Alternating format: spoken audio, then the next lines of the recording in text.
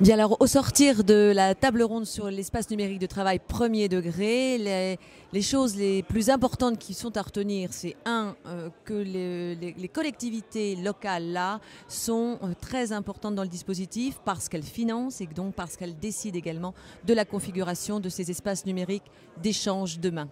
Alors, du point de vue du ministère de l'Éducation nationale, l'espace numérique de travail premier degré, Monsieur Jean-Louis Burtin. Quelques points forts que je retiens, c'est d'une part, est-ce que le terme d'espace numérique de travail est approprié, hein? Est-ce qu'on n'est pas plus sur un espace numérique d'échange, comme ça a été proposé? Le deuxième point, ce sont les usages de l'ensemble des partenaires, enseignants, collectivités, parents et élèves, qu'on oublie un petit peu trop rapidement. Et puis le troisième point, c'est la nécessaire adaptation de l'ENT pour le premier degré au contexte spécifique de l'école primaire.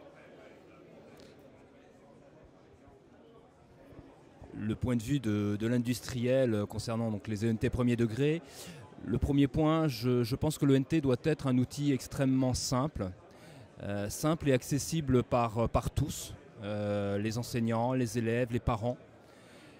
Le deuxième point fort de l'ENT, tel que nous le considérons, c'est que l'ENT doit être ouvert à tous les acteurs de la communauté éducative, y compris aux acteurs extrascolaires, aux collectivités et à l'ensemble des associations qui œuvrent dans l'action éducative de territoire. On voit bien qu'on est sur un ENT territorial avec des nouvelles modalités de financement et c'est toute la réflexion de la mutualisation d'ailleurs. François Poquet.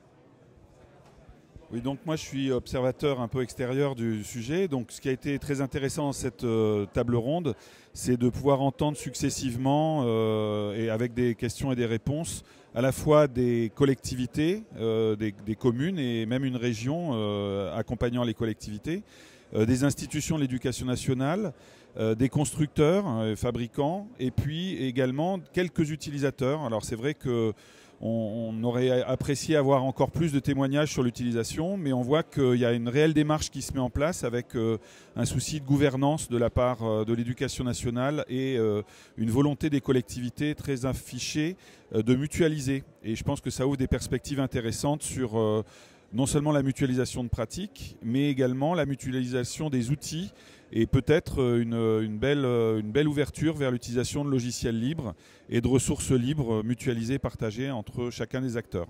Voilà, c'était très intéressant.